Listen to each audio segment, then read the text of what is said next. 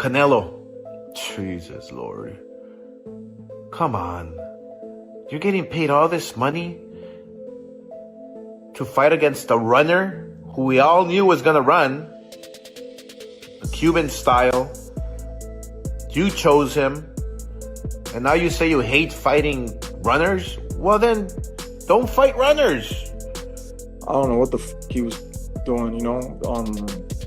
I heard that that's never happened to him until he got with Reynoso's group, you know what I'm saying? So maybe they are doing shit that they're not supposed to be doing, you know what I'm saying? Maybe they didn't clean him out at the right time and he got caught up, you know? So, you know, I guess I'll just wait for him too. I just got to focus on July 12th.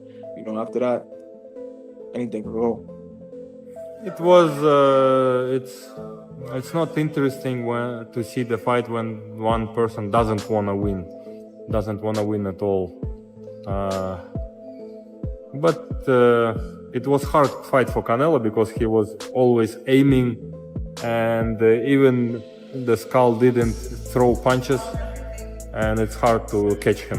You know, he's just moving, but his movement is good, to be honest. Yeah. Canelo Alvarez, once celebrated as the face of boxing, may have reached the end of his era, not because of a brutal knockout or old age, but due to the shadow that has followed him for years: steroids, PEDs, and doping claims. Once praised as the pound-for-pound king, Mexico's pride, and Mayweather's successor, he now finds himself caught in growing controversy. And it's fucked up that they don't got Tank as one of the top guys, pound for pound. And you look, they can rate Canelo up there, and I just feel like Canelo is one of the guys. He's one of the top guys up there, but he's not the only guy.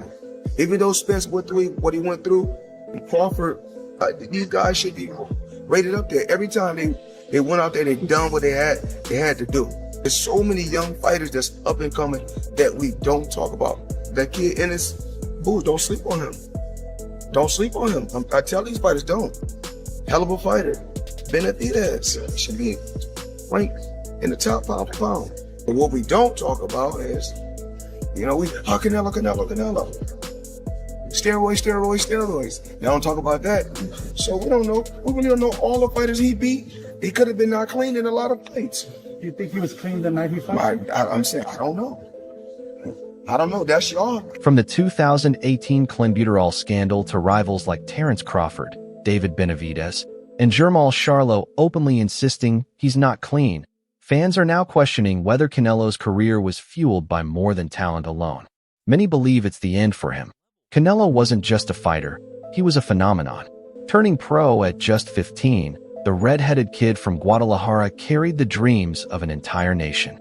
He fought anyone, anywhere, and earned his place as one of boxing's hardest workers. Everything you want, beautiful family. What motivates you to keep going? Why do you keep going? I love boxing. I love what I do. I still enjoy my training camps. I enjoy boxing. I love this. I enjoy a lot this. So, and I want to continue to make history because I want to put my name in a big stage, in a big position for my history. So, and I still enjoy it. I love what I do. He climbed to the top as Mexico's biggest star, a unified world champion, the pay-per-view king, and eventually the first undisputed super middleweight champion in history. People talk shit and say whatever they want to say, but look at Canelo. Canelo is still the man. Yes. You know? He's been for a long, long time. And he jumps in there and he does it and he goes to work, and it's hard to stay at that level for a very long time. And Canelo's another guy. I mean, what's this guy clipping 40 mil a fight? He went up against names like Gennady Golovkin, Miguel Cotto, Sergey Kovalev, Billy Joe Saunders, and Caleb Plant. The list is long. Each win added to his legacy. But in 2018, the first cracks started to appear. And fucking Canelo, man. I don't know if he's cheating. What do you mean? I feel like Canelo juices. But I'm a Triple G fan, so I'm a say that ahead of time. I just like Triple G. There's a lot of money on the line, and if I could get away with it, I would do it as well. Some tainted beefs. I think, well, he definitely got busted once for something, but it could have been from tainted beef. We don't know. But it also could be that, we should probably leave them the fuck alone and let them do whatever they want to do. Do you want to see Manny Pacquiao fight or not?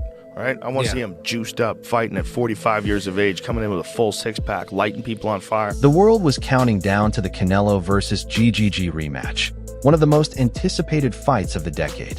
But just weeks before it, boxing was rocked. Canelo tested positive twice for clenbuterol, a banned drug. Alvarez failed a drug test before his big Triple G fight in May, and he's blaming Mexican cows. All right, here's the deal. 2 months until the rematch with Gennady Golovkin on May 5th is going to be the big fight, and he's been taking drug tests leading up to the fight, standard operating procedure. This time he popped for a substance called clenbuterol, which is a banned substance. As a matter of fact, it helps you cut weight. A lot of people use it illegally, cut weight while maintaining muscle mass. He is saying he did not cheat. He's not a cheater. I did not intentionally take clenbuterol. Problem is, I've been training in Mexico and eating contaminated cow beef.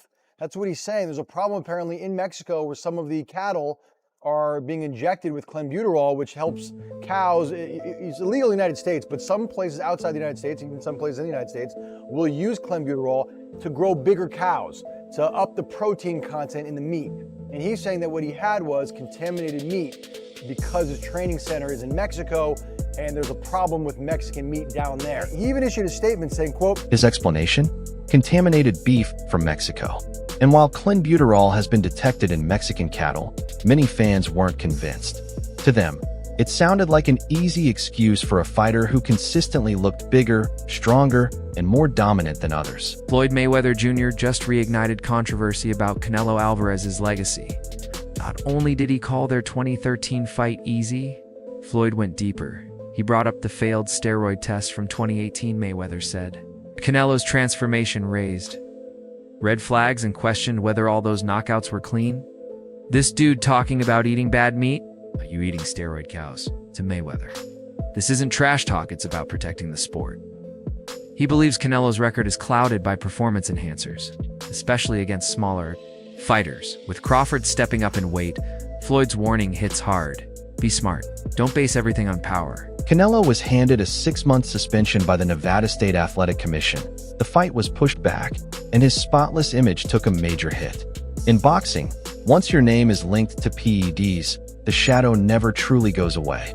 Fast forward to today, and the controversy hasn't died down, it's only intensified. David Benavidez even said, if Canelo really believed in himself, he'd fight me.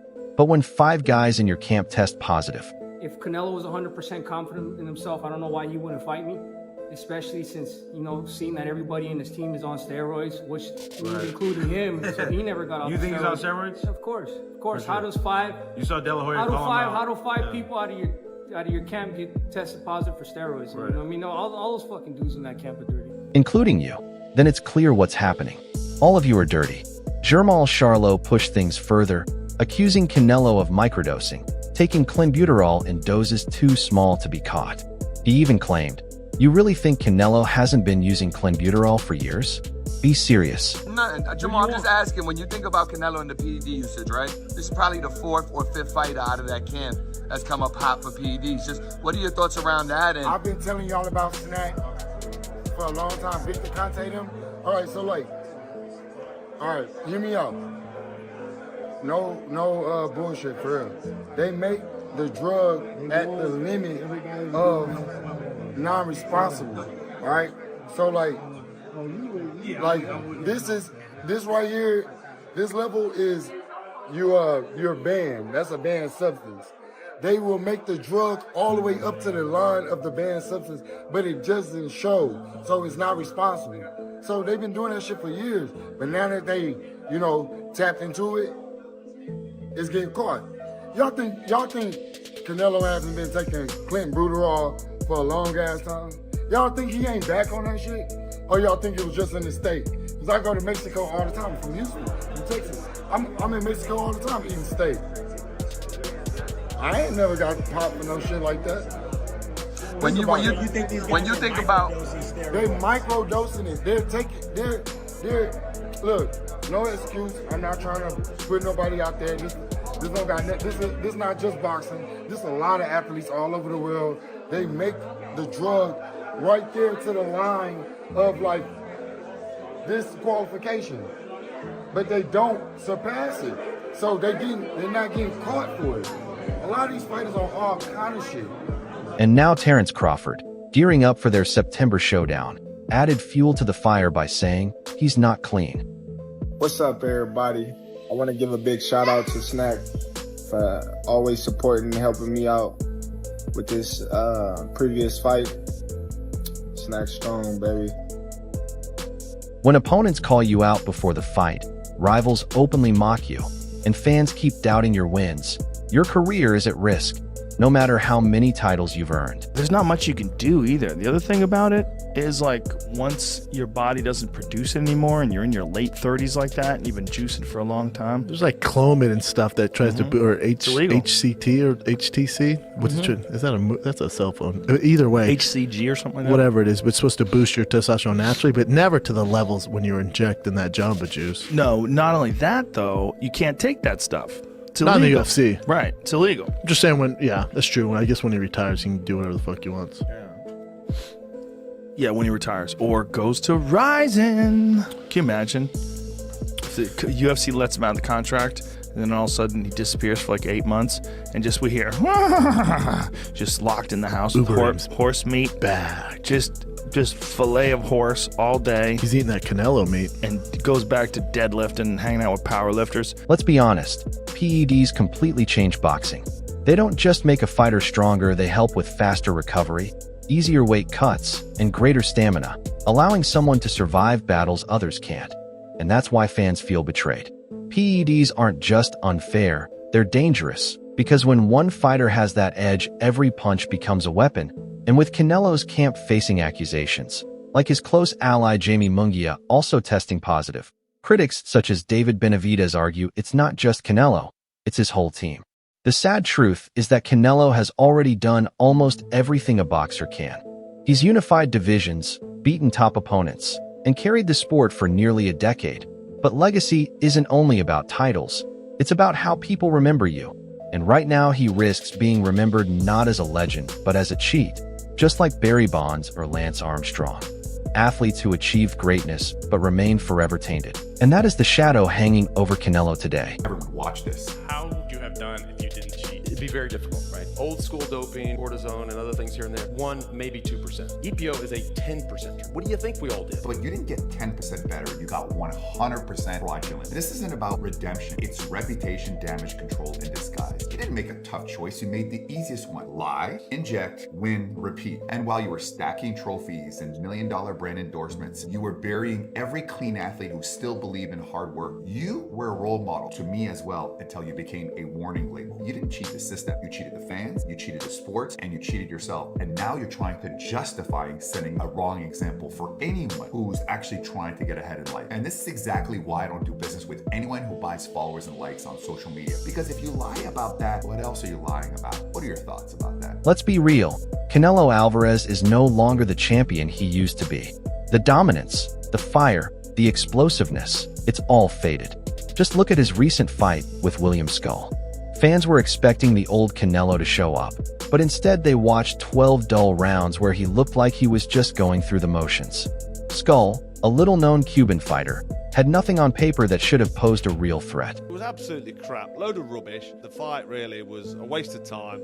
If you haven't watched it, don't watch it, because there's better things you can be doing, like probably watching the grass grow or watching some paint dry maybe. But that fight was a total waste of time. Watching that as a former unified super middleweight world boxing champion and Hall of Famer, I was thinking to myself, what an opportunity you've got there. If I was fighting still 10 years ago, if that opportunity came up for me, I know Canelo Alvarez is going to be a tough fight for anybody. I know it's a long ask trying to beat a guy like that, but come on, if I'm in there with Canelo for whatever amount of money, there's going to come a point where I'm saying, right, I'm going for it now. Probably around 3 or 4, I'm going to stick it on him and have a go. To be given an opportunity like that, Skull, defending his IBF title and potentially becoming undisputed, to go in there and just perform like that, for me, it's not acceptable. And I think in my day, and with my mindset and the way I used to fight, I'd have gone for it. Just gone for it, and then give the fans, give the boxing fans, and do myself and my trainer proud. Canelo didn't give fans the kind of performance they wanted.